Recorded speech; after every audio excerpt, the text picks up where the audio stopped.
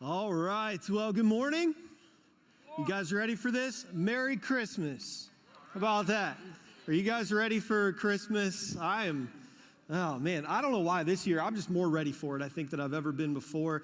My wife decorated for Christmas like 6 months ago, so that might have something to do with it. But I am ready this year. In fact, when you walked in the doors this morning, hopefully if you weren't in the Christmas spirit, you are now, because the lobby looks great. And I want to, we had some people who were here this week decorating, but one guy in particular, Bradley Clark, I don't know if he's in here right now. If he's not, if you see Bradley, he has the best beard on our staff. No offense, Seth, but Bradley has spent like the last 4 or 5 days out in our lobby making everything look great. So can we just thank Bradley for all his hard work? He was even in here on his day off this week, like fluffing up some wreaths and doing all this stuff. So, man, it looks awesome out there. So, man, I'm ready, which is good because we are going to start into a Christmas series this morning, a series we're calling The Greatest Story Never Told. And here's the idea of the series. Some of us for years and years and years, we've read the Christmas story. Maybe you read it to your family. Luke 2 every year on Christmas Eve. Anybody do that? You all sit around and read the Christmas story. That's a tradition for a lot of us. But here's what happens, I think, is we read the same story enough times and we think about it enough times through the same eyes or from the same perspective. We talk a lot about, obviously, Jesus and Mary and Joseph and the shepherds and the wise men. And we look at the story the same way. But, man, there were some like supporting cast who really played critical roles in the Christmas story. And this year, we want to take a look at the events that unfolded from their perspective. And we want to ask, what can we learn about Jesus and who he is and what he came to do in our lives from some of these people who really don't get a lot of our attention. Their stories kind of fall through the cracks a little bit when we talk about Christmas. And today, we're going to look at the story of a man Seth mentioned a few minutes ago, a man named Zechariah. His story is found in Luke chapter 1, if you have a Bible and you want to open up to that.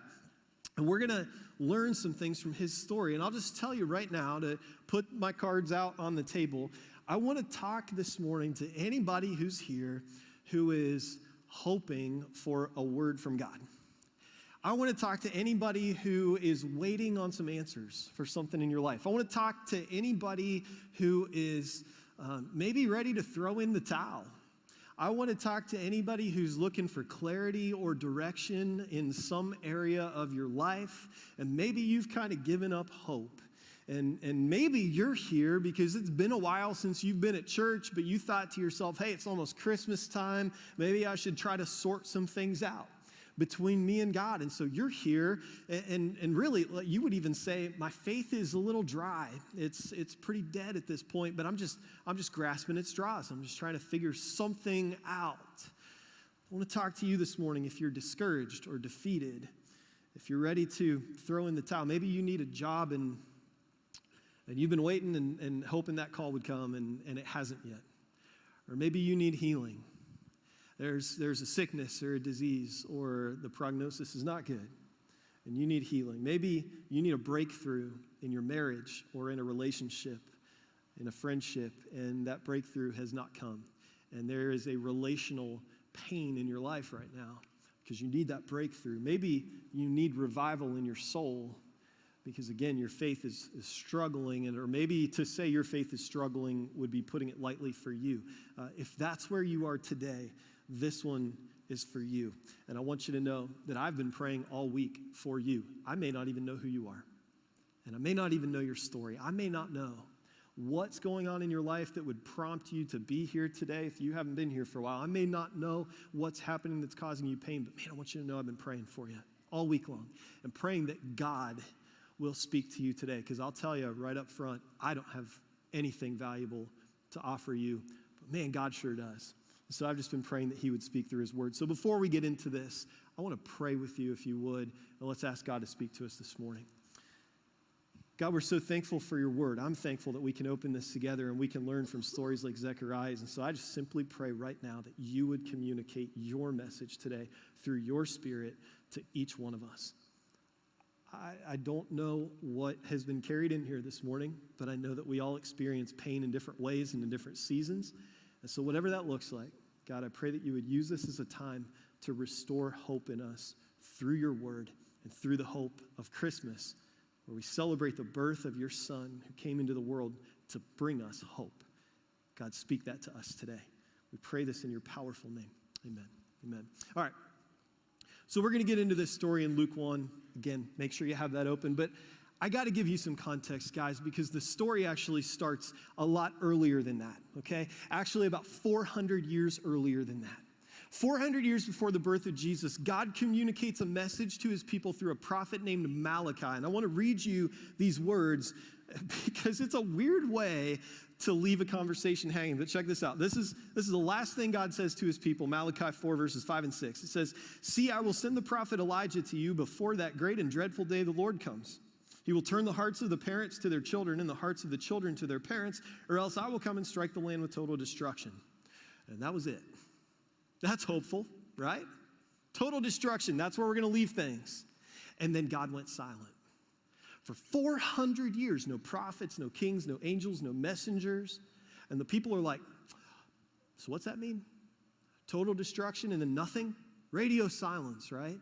And this whole time, I don't want you, it is easy. Here's why, okay?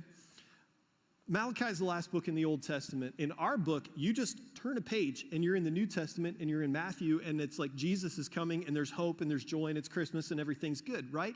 But don't miss the fact that that one page represents 4 centuries of people saying, "Hey God, what's up? You forgotten about us?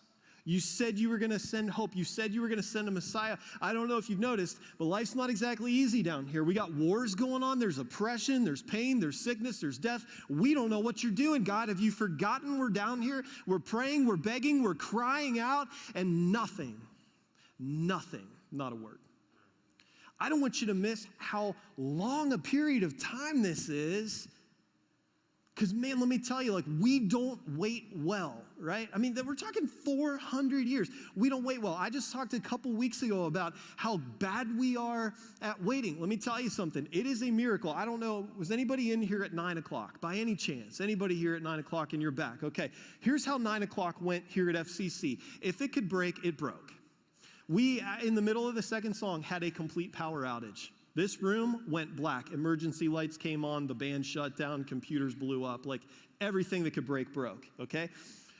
It only lasted about 10 seconds. It felt like a year and a half to me.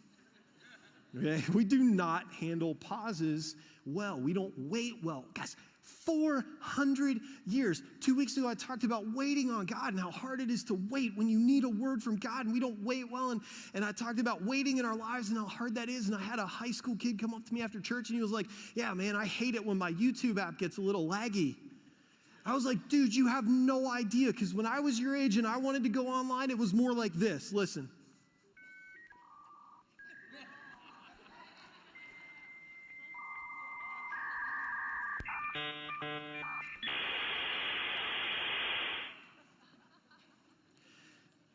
I can remember I'd be in the middle of like a 20-minute process of downloading a song on iTunes, and then my mom would pick up the phone to make a call, and it would cut off my internet. And I'm like, "Mom, get off the phone!" Right? Yelling across the house, and she's like, "What? Who's in?" You know? Like, you guys don't understand waiting if you're under the age of 20 or something like that. It was bad. You guys remember the free 10-hour AOL internet discs you'd get in the checkout line at Walmart, you know? Like, those discs were golden, okay? 10 free hours of internet was awesome. We don't wait well, and it's getting worse and worse and worse. We do not wait well. Let me ask you a question. You ever had an appointment with somebody who didn't show up? How long do you wait? Like 15 minutes? 30? 45 if you really hope she's into you? An hour maybe if you really desperately need the job? How long do you wait? Let me ask you this question. How long do you wait on God?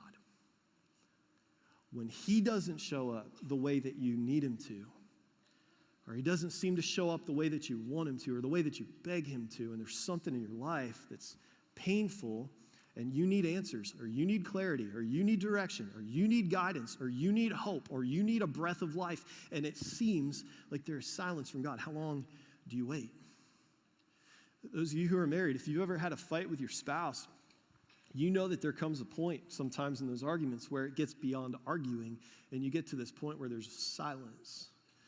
And few things are more painful or dangerous or deafening than silence in the middle of one of those kind of tense conversations, right? Tense moment, tense situation, a tense season. Guys, 400 years. People are waiting, and they're saying, God, what gives? Have you forgotten what we're going through? Or do you just not care anymore? This is where they were, okay? Here's the truth, though.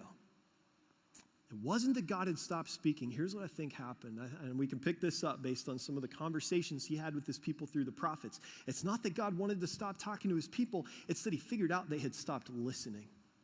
And sometimes to get someone's attention, you have to create a pause or a moment. Speakers will even use dramatic pause to get an audience's attention. They coach you on that in public speaking classes because there's something about silence that just grabs you, right? So I don't think it's that God wanted to stop speaking. I think he figured out like people weren't listening anymore. And what he was saying was important. And so he said, I've got to get your attention.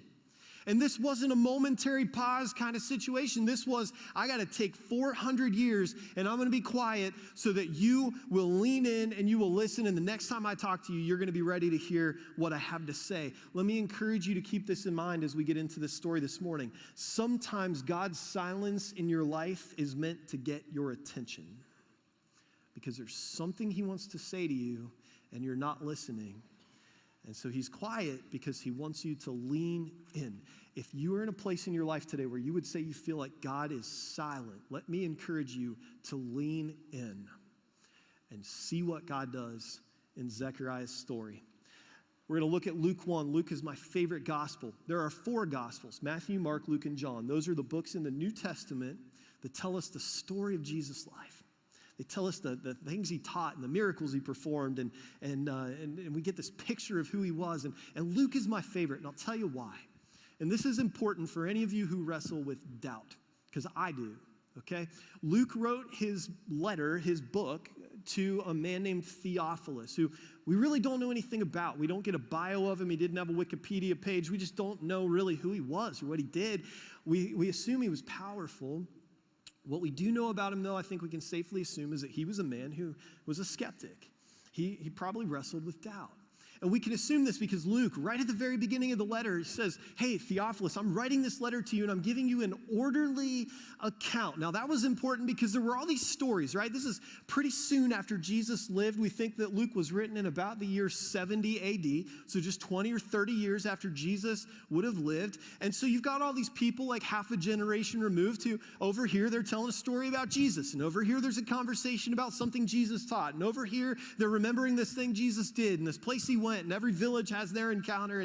And so there's all these accounts, and Luke says, I'm going to take all that stuff and I'm going to put it in order, and I'm going to make sense out of it, and I'm going to lay out the evidence. I'm going to make the case for Jesus. And then he says it this way. He says, I'm going to do this so that you will know the certainty of things. In other words, Luke's like, hey, Theophilus, I get it. You're a skeptic. I get it. You have doubt. I get it. You have questions. I'm going to lay all this out in a way that makes sense so that you'll believe. And that is important for you today, especially if you're somebody who wrestles with any kind of doubt, or if you're a skeptic, or you just kind of lean that way with Jesus, because, man, it will help you understand why Luke led off with the story of Zechariah that we pick up right here in Luke chapter 1, verse 5. It says, in the time of Herod, king of Judea, there was a priest named Zechariah who belonged to the priestly division of Abijah.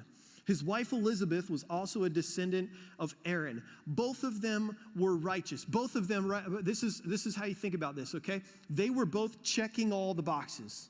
They had dedicated their lives to serving God. Zechariah is even a priest in the temple. These aren't bad people that you would think God would keep at arm's length, right? They're checking the boxes. He says both of them were righteous in the sight of God, observing all the Lord's commands and decrees blamelessly, but they were childless. Now, here's why this is a big deal.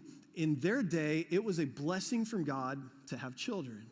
And if you couldn't have children, that was considered a curse of God. You or your parents or an ancestor, someone had done something to make God mad, and he's taking it out on you by not giving you a child. And so let me connect these dots, okay? Despite the fact that they're both righteous and they're checking the boxes and they're doing the right things, it seems like God is punishing them. It seems like they're cursed because they're childless. And this was a big deal because it wasn't just we can't have kids, but because it was viewed as a curse or a punishment from God, there were layers of shame and embarrassment and humiliation and grief that came on Elizabeth from not being able to give her husband Zechariah a child. And you got to understand the anguish in that was about more than just being a parent or not being a parent, but it was viewed as a generational curse, okay? So they were both childless because Elizabeth was not able to conceive, and they were both very old, late 80s, okay? Late 80s. So here's the deal. Let me stop right here and say, there are some things that we see in Zechariah and Elizabeth's life that I think it's important to take note of because these same things can become traps for us. There are some ingredients in here like grief. They wrestled with grief over not being able to have kids, right? And there's grief that comes with that. There's shame. I've already kind of mentioned this shame that Elizabeth carried with her all through her life. Decades and decades of seeing these other women raising children, and she had this dream of hearing a little child's voice cry out, call her mom. And she would never know that dream. She would never see it realized. And so she carried grief, she carried shame, and she carried hopelessness because, again, she's in her late 80s. The opportunity for some kind of miracle to happen seemed to have passed long, long ago. And she had given up hope. And then there's envy. She would have looked at the other moms and their kids, and she would have envied them. She would have wanted what they had. And then there's comparison, right? She would have compared herself to these other people, and it would have caused her to ask, what am I doing wrong? What are my shortcomings? Why can't I be blessed in this way? Listen, these same traps are traps we can fall into. Grief and shame and hopelessness and envy and comparison. And what these traps will do is they will cause us to take our eyes off of the blessings we do have in our life and to put our focus onto the things that we think we're entitled to or that we deserve or that we want. And we'll get consumed in those things, the fact that we don't have them, and we'll lose sight of how God is working or where he was blessed us. And we need to call these traps out. We need to be aware of them because they can wreck our lives. I can only imagine the weight on Zechariah and Elizabeth's shoulders from carrying these things around with them through their life. And again, they're advanced in age, so they have given up hope that anything could possibly change. Now, I just want to point out to you this morning, this is a message. What's going to happen next in the story is a message to any of you who've given up hope. If you need a breakthrough in some area of your life, you're wrestling with something and you just can't seem to overcome it.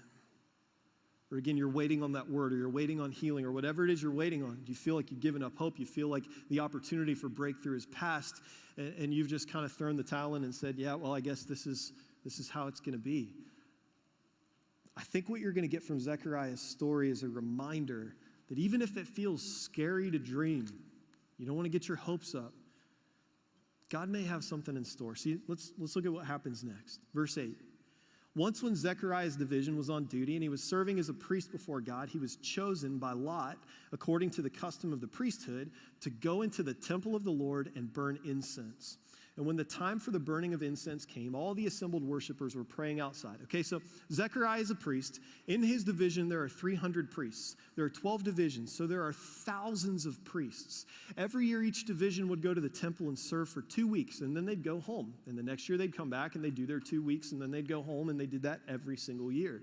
There were tons of jobs that you had to do in the temple, lots of things needed done, but there were a few things that were huge honors, huge responsibilities, and every priest dreamed of the opportunity to do those few jobs, but they had to find a way, they kind of had to figure out who do we give this job to, and so they had a lottery system where they would cast lots, and if your name came up, you got these incredible honors of performing these certain ceremonies or whatever it was. And there's this one where one time a year, only once a year, one priest would get to go into the most holy place in the temple where God's presence resided.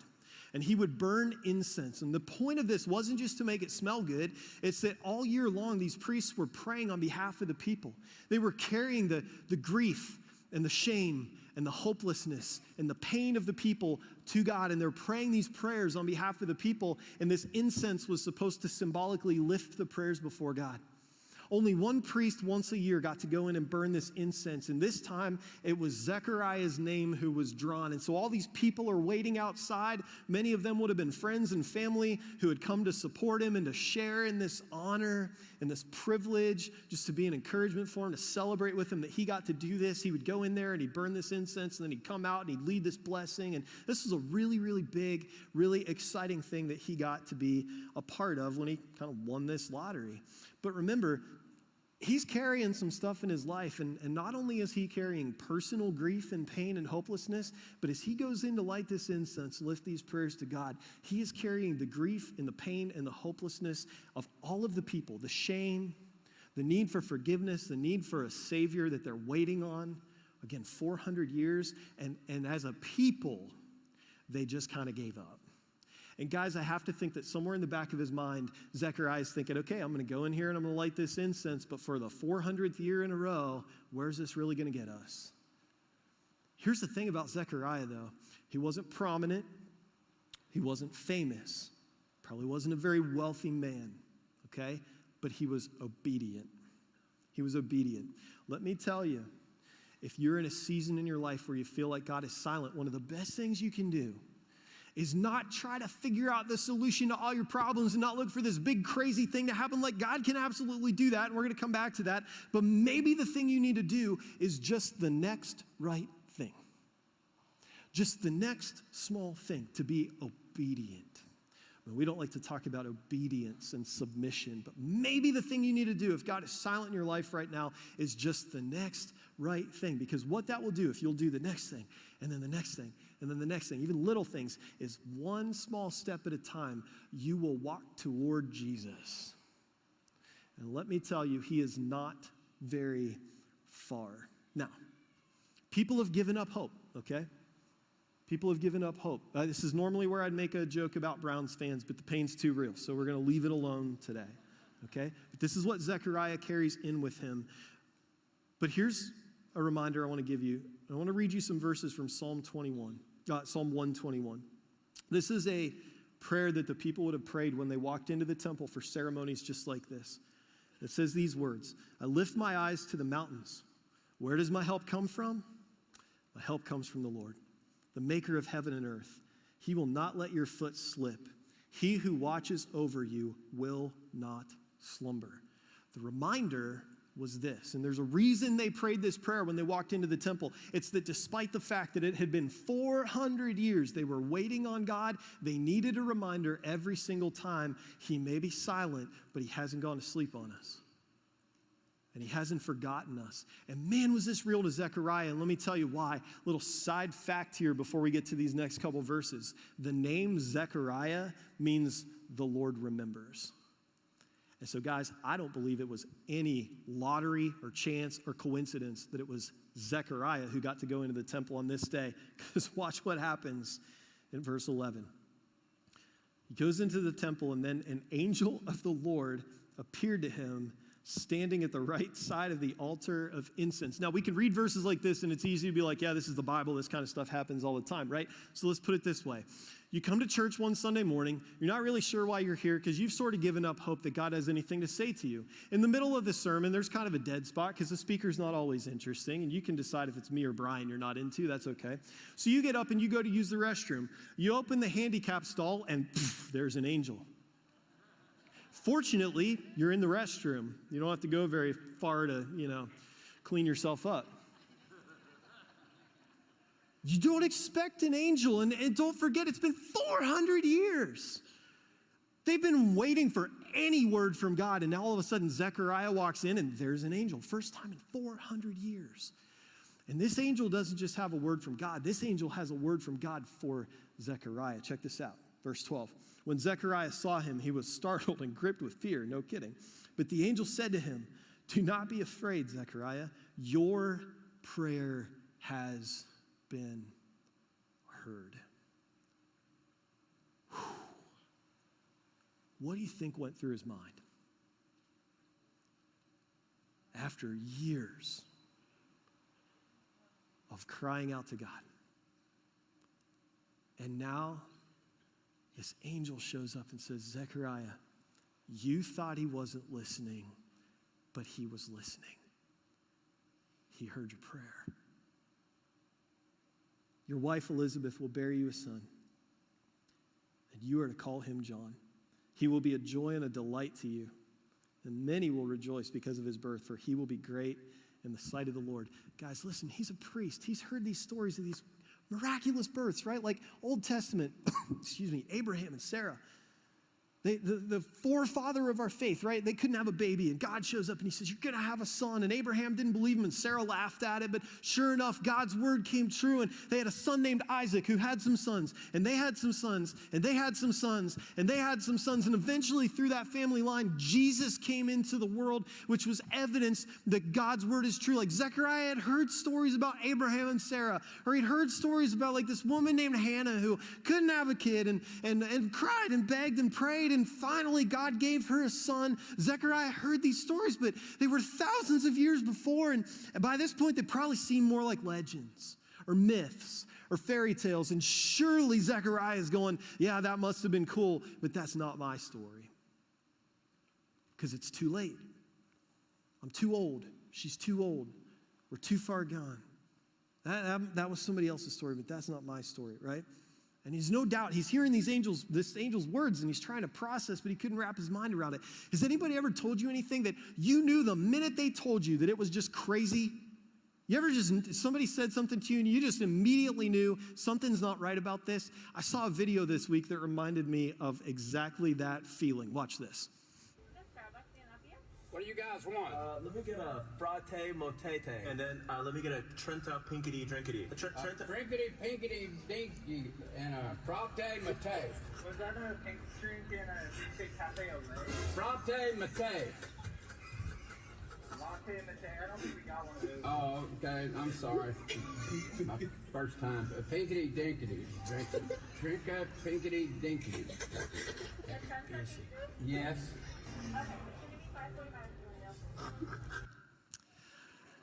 It's exactly how I feel every time I have to order Ashley's coffee at Starbucks. You know, she wants soy something or other and like 5 pumps of some flavor. Anybody else feel that way at Starbucks? His first clue should have been his grandkid rolling, laughing next to him, right? He should have known immediately, something's not right about this. That's exactly how Zechariah felt when this angel was talking to him. He had this feeling like something just doesn't add up here. And so here's what he says in verse 18. Zechariah asked the angel, how can I be sure of this? I'm an old man and my wife is well along in years. Let me stop here because I would bet my last dollar that somebody in the room or watching online somewhere, you're having this conversation with God right now.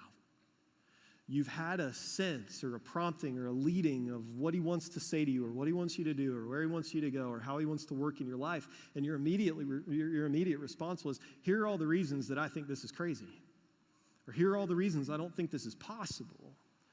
And you give him your rationale or your reasons because it doesn't make sense. Let me ask you a really hard question, and I'll admit this is a hard question, okay? But here's the question I want you to wrestle with today.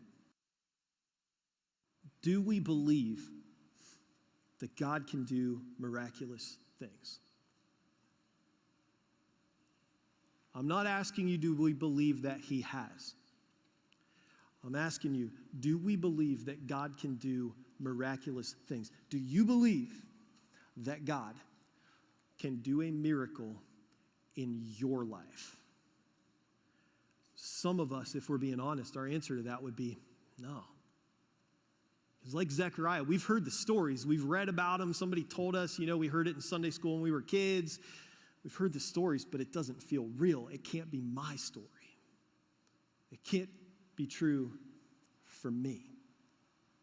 Right? Jesus would ask people this question. He would ask people, do you believe?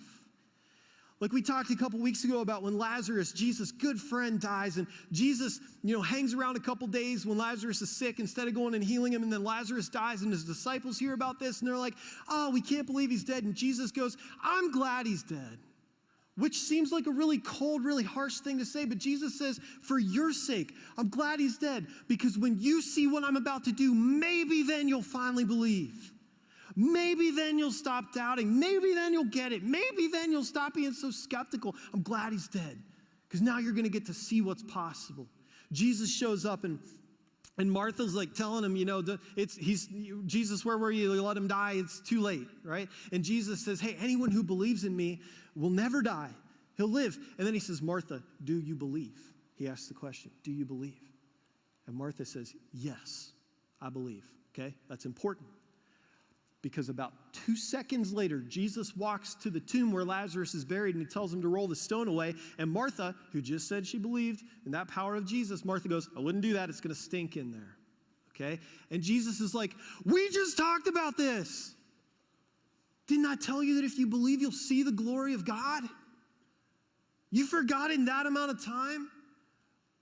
Hey, guys, listen, I understand if you wrestle with doubt, if you're a skeptic, if this stuff's hard for you, I get it. It's hard for me too. When I read about the disciples, I read about Peter, who Jesus comes walking across water, right? They're watching him walk on water. He comes up to the boat and he's like, Peter, get out here and walk on the water with me. And Peter has his doubts, but he does it. And I want to be Peter. I want to be the guy who gets out of the boat and trusts Jesus with my life. I want to be Matthew, who Jesus shows up one day and he's like, Matthew, just leave it all. Follow me. Do something crazy. Do something irrational. I want to be Matthew. You know what disciple I tend to associate with the most, like I can relate to, is Thomas. Is this guy who's just kind of known for being a doubter. He's just a naysayer. He's the guy who's always looking at things going, that's not really possible, or I don't believe. That's the guy I find that I relate to most of the time. I want to be the guy who just believes, but it doesn't come easy for me. And I know it doesn't come easy for some of you. And so here's what I want you to know today. Doubt's a natural reaction to an encounter with God. It is a natural response. Zechariah doubted this word that God sent him through this angel. Thomas doubted when Jesus showed up, he had to touch the scars in his hands to believe.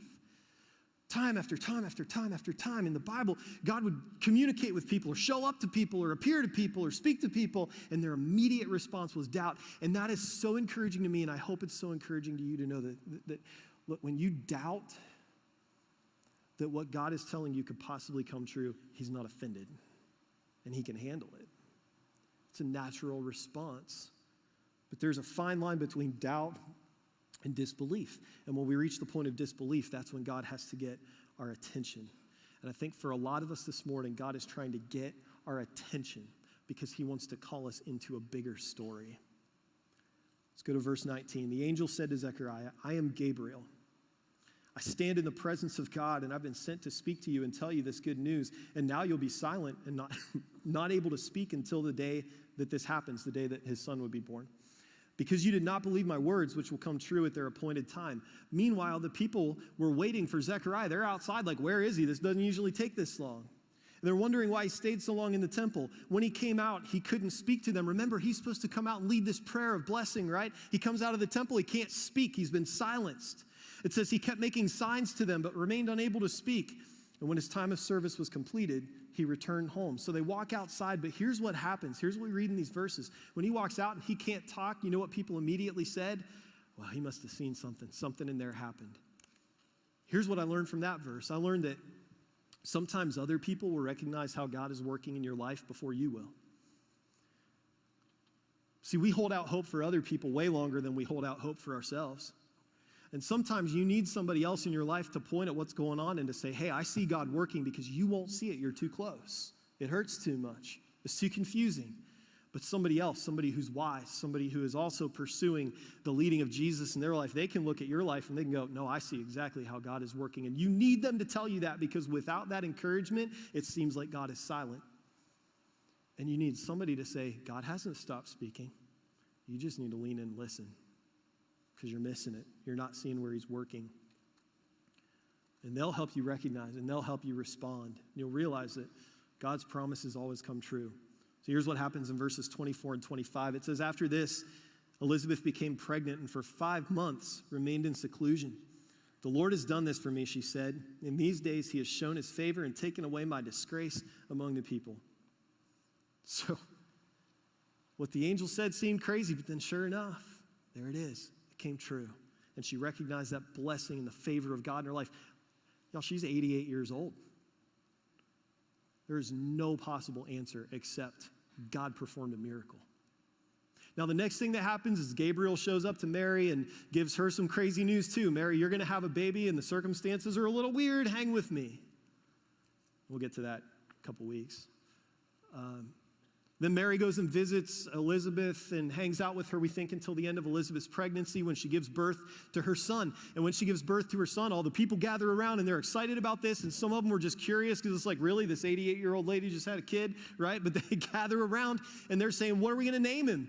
It's going to be Zechariah, right? Because he's going to take after his dad. And that's what they did. The son would get the father's name and they would follow in the father's footsteps. And Zechariah's job was to go before God on behalf of the people and prepare the people to ask for forgiveness and beg for God's grace. And surely he's going to do that too, right? And Zechariah said no. He can't speak, right? But he calls for a tablet to write on and he writes, his name is John. And the minute he wrote those words, he could speak again. And you know what? I don't even think that God did it that way for the benefit of all the other people so that they'd believe. I think God just needed to get Zechariah's attention. And it was for him.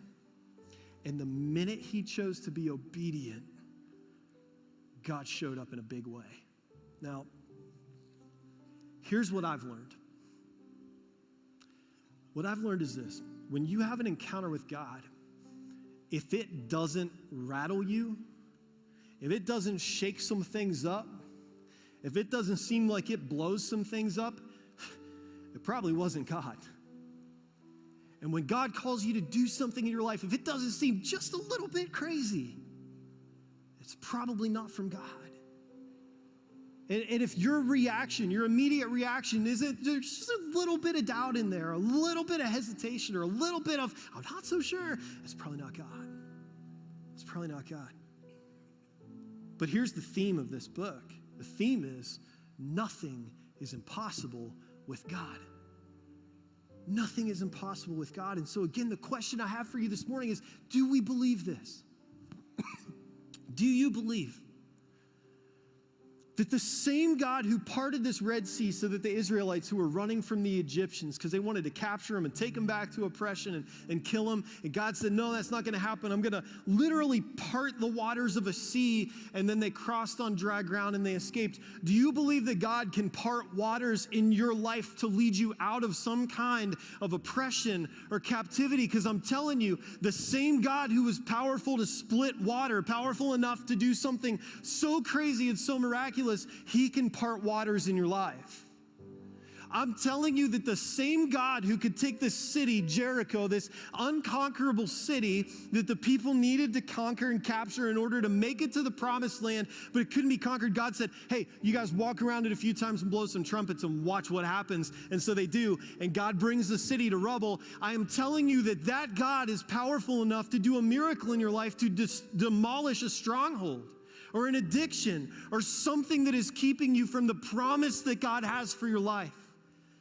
Guys, I'm telling you that the same God who raised Lazarus from the tomb, he's dead, he's in the grave for 3 days, it makes no sense by any human standards that he'd ever take another breath. That God can take what is broken in your life and he can bring life to it again.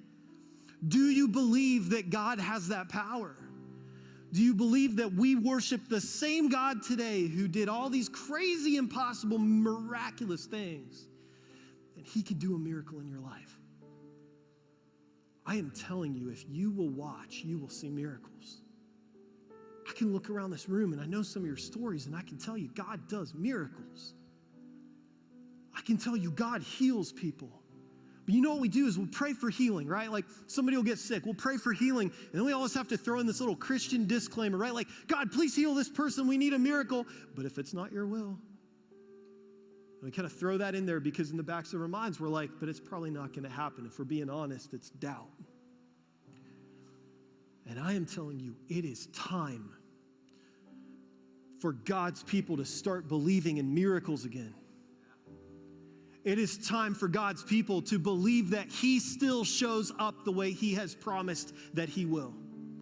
Because I am telling you, he is good for his word. He will not fail to show up. But maybe he's trying to get your attention this morning. Maybe he just wants your attention. Are you too busy to hear him speak? We sang Joy to the World a few minutes ago, and there's one line in that song that we sing, and I think we breeze right by it. It's this one line, let every heart prepare him room. Let me challenge you with this today. Are you too busy in your life to hear or to see how God's working or what he's saying to you? Maybe the reminder for you today is you need to prepare some room in your heart for him. Maybe this Christmas season, this year, is a reminder that you need to create some margin in your life, or you need to calm some noise so that God can speak to you, and so that through his voice, he can restore hope. Because I'm telling you, just like Psalm 121 said, God, man, he may appear to you to be silent, but he has not gone to sleep on you. And he has not forgotten you. And the same God who turned a rugged cross into an empty tomb in 3 days can take what's broken in your life and make it good again. So we're going to take communion together before we sing one more song and get out of here. And this is something we do every Sunday. We remember that God was good for his word when he sent Jesus into the world. And he was good for his word when Jesus died on a cross. And he was good for his word 3 days later when Jesus came out of the tomb. And he has been good for his word every day since. Every time somebody calls on his name, they are saved. And this is a reminder of that grace. So as you take communion, here's what I want you to think about, okay? Thank Jesus for what he did for us on the cross. Thank him for the hope and the grace that we have. And pray for the faith to believe that he is not done yet. And if there is breath in your lungs, there is hope for a miracle in your life. God, thank you so much for stories like this one. God, would you give us faith to trust you and to believe that you're working, to believe it's true that the best is yet to come. I know, God, that somebody's here today who's just on empty. I pray that you'd fill them through your Spirit with life and with hope and joy and faith. God, help us to see the way that you're working. Help us to see the miracles that you're still performing around us, so that we will believe and others will believe and you will get the glory. Thank you for the cross. Thank you for the empty tomb. Thank you for the ways that you're still speaking to us today. Teach us to listen, God. I pray this in Jesus' name.